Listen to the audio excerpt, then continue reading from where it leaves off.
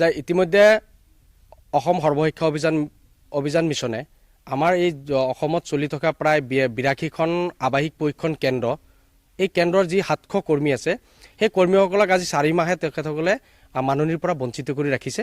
গতিকে আমি চৰকাৰ প্ৰশাসনক আমি দাবী উত্থাপন কৰিছোঁ যে মাননীয় মুখ্যমন্ত্ৰী মহোদয় আৰু শিক্ষামন্ত্ৰী মহোদয়ৰ দৃষ্টি আকৰ্ষণ কৰিছোঁ যে এই কৰ্মীসকলক সামান্য মাননী প্ৰদান কৰা হয়।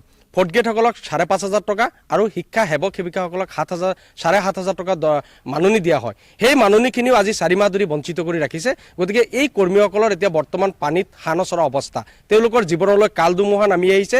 আগন্তুক দুৰ্গা পূজাৰ আগত তেখেতসকলে যদি এই মাননীখিনি নাপায়, তেখেতসকলে এই ল'ৰা ছোৱালীৰ কাৰণে দুৰ্গা পূজাত এযোৰ নতুন কাপোৰ দিবৰ কাৰণে সকলোৰে মন যায়। গতিকে মাননীয় মুখ্যমন্ত্ৰী মহোদয়, আপুনি মানৱীয় দৃষ্টিভংগীৰে এই কৰ্মীসকলৰ যি 4 মাহৰ মাননী বাকী আছে, বাকী মাননীখিনি অসম সৰ্বশিক্ষা অভিযান মিছনৰ পৰা অতি শীঘ্ৰে মোকলাই দি এই মানুহখিনিক যাতে দুৰ্গা পূজাৰ সময়ত ল'ৰা ছোৱালীক এসাঁজ ভাল খাদ্য বা এযোৰ ভাল কাপোৰ দিব পাৰে।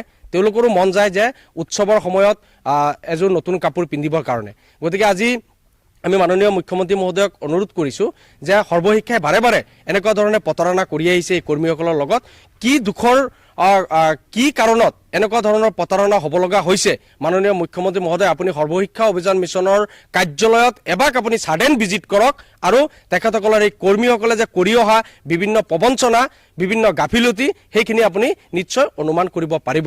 গতিকে আজি আমি অসম সৰ্বশিক্ষা অভিযান মিছনক ইতিমধ্যে আমি সকীয়াই দিছোঁ যে অহা 30 ছেপ্টেম্বৰৰ আগত যদি তেখেতসকলে এই 4 মাহৰ মাননীখিনি মুকলি কৰি নিদিয়ে, তেতিয়াহ'লে আমি অহা 30 ছেপ্টেম্বৰৰ পৰাই হয়তো আমি সৰ্বশিক্ষা অভিযান মিছনৰ কাৰ্যালয়ৰ সন্মুখত অনিৰ্দিষ্টকালীন সৰ্বশিক্ষা অভিযান মিছন কাৰ্যালয় ঘেৰাও কাৰ্যসূচী হাতত ল'বলৈ বাধ্য হ'ম। আৰু তাতে আমি 2 অক্টোবৰৰ পৰা দেৱীৰ মানে আমি প্ৰতিমা তাতে সংস্থাপন কৰি তাতে আমাৰ গোটেই 700 কৰ্মীয়ে তাত পূজা পাতল কৰিবৰ কাৰণে আমি ইতিমধ্যে সিদ্ধান্ত গ্ৰহণ কৰিছোঁ, যদি 30 তাৰিখৰ আগত তেখেতসকলে এই মাননীখিনি মুকলি কৰি নিদিয়ে।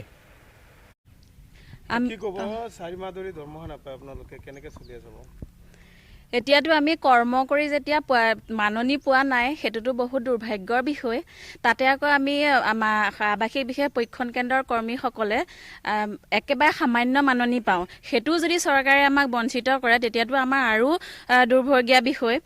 বিশেষকৈ মই মুখ্যমন্ত্ৰী ডাঙৰীয়া দেৱক অনুৰোধ জনাওঁ যে আমাক যি কেইটকা পাবলগীয়া পইচা আছে, যিহেতুকে আমাক একেবাৰে কম মাননী দিয়ে, তথাপি সেই কম মাননীকে আমাৰ 4 মাহৰ পৰা 4 মাহ বঞ্চিত কৰি ৰাখিছে।